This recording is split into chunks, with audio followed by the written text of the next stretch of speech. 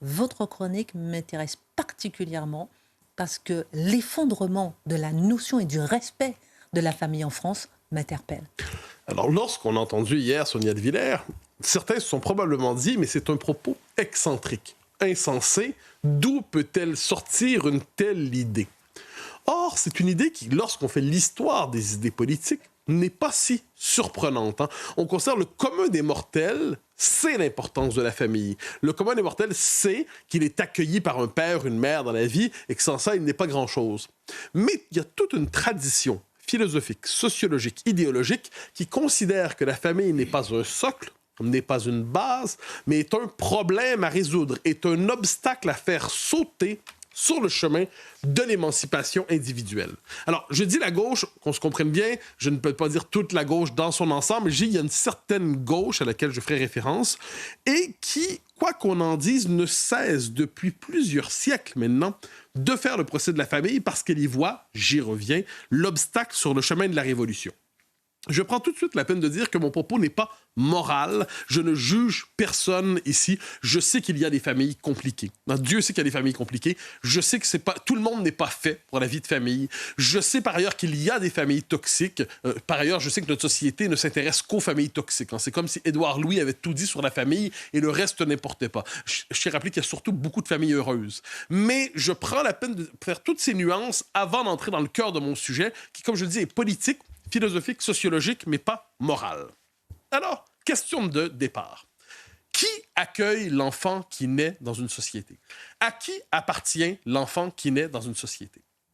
Traditionnellement, on disait à sa famille, naturellement. Le père et la mère l'accueillent, ils auront la responsabilité immense de le conduire à l'âge adulte, et avant même de le conduire à l'âge adulte, de le conduire à la société, de le conduire à l'école, qui va lui permettre de faire un autre bout de chemin. Mais il y a toute une gauche, il y a toute une philosophie, en fait, qui considère que lorsque l'enfant naît, il n'appartient que de manière assez complexe à ses parents, parce qu'en fait, il devrait appartenir à la société dans son ensemble. Et l'objectif, j'y arriverai dans un instant, de la société, c'est d'arracher le plus tôt possible l'enfant à sa famille pour le confier à la société dans son ensemble, à des gens que l'on dira plus compétents, plus qualifiés pour l'élever, pour l'éduquer. Vous connaissez, vous avez probablement entendu des noms dans votre vie comme John Locke, Jean-Jacques Rousseau, Thomas Hobbes, et donc les grands auteurs de ce qu'on appelle le contrat social. Quand on s'intéresse à la modernité, un point de départ philosophique, c'est le contrat social, cette idée que les êtres humains décident ensemble du type de société dans laquelle ils vont vivre. Ça, on connaît tous ça par cœur, ces ouvrages-là. Ce qui est intéressant, c'est de voir quel est l'être humain que les modernes mettent au cœur de la cité. Est-ce que c'est le fils de quelqu'un et est-ce que c'est le père d'un autre? L'être humain, quel est l'être humain des modernes? Est-ce que c'est autrement dit un fils fier de son père, un fils fier de sa mère et qui deviendra lui-même un père et qui a le souci de transmettre? Non. La philosophie politique moderne nous dit en fait, nous fait apparaître une société comme si tout le monde avait déjà 25 ans, disons ça comme ça.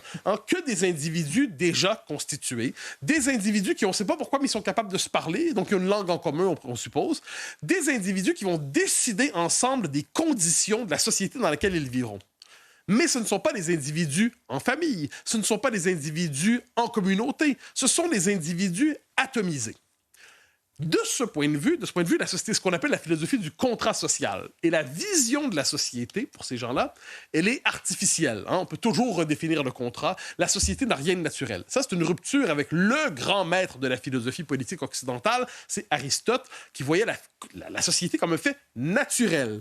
Et on pourrait dire la société comme une famille de familles. Parce que quel est le problème de la famille? C'est quoi pourquoi on veut en finir avec elle? Un enfant naît dans une famille, il naît avec des parents. Ses parents peuvent lui transmettre des préjugés, une culture, une vision du monde, une sensibilité, des préférences. Et il se trouve que dans nos sociétés, le pouvoir en place peut ne pas approuver les valeurs, les références, les idées, la culture transmise dans la famille. Il se peut qu'il n'approuve pas l'identité qu'on trouve dans cette famille-là. Et il considère dès lors que les parents éduquent très mal leurs enfants parce que les parents ne reproduisent pas l'idéologie dominante au pouvoir, qui est celle, je l'ai dit, de l'individu absolu. Je dirais de manière un peu rapide que la gauche, au sens large, au sens philosophique, aime l'individu, aime l'État, et d'autant que l'État la puissance pour déconstruire la famille, les cultures, les traditions, les mœurs, pour libérer l'individu de toute chose. Donc, elle aime l'individu qui a besoin de l'État, elle aime l'État qui a besoin de l'individu, mais elle n'aime pas ce qui est entre les deux, notamment la famille qu'elle accuse toujours de conservatisme. Je donne un exemple qui nous ramène au 20e siècle.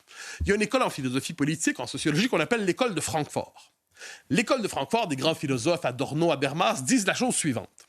Au cœur du fascisme en Europe, au cœur des expériences totalitaires en Europe, il y a la famille qui était un creuset autoritaire, un creuset conservateur. La famille était porteuse de valeurs qui, laissées elles-mêmes et radicalisées, conduisaient au fascisme.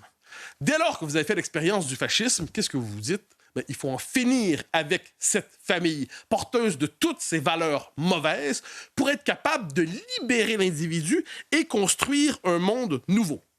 Et là, bien, ça va être tout le travail dans la deuxième moitié du 20e siècle sur les pédagogies nouvelles, toujours avec l'idée suivante, il faut une pédagogie non autoritaire pour délivrer l'enfant mentalement de ses parents, pour l'affranchir de ceux qui l'ont kidnappé à la naissance, les parents qui l'ont volé à la société.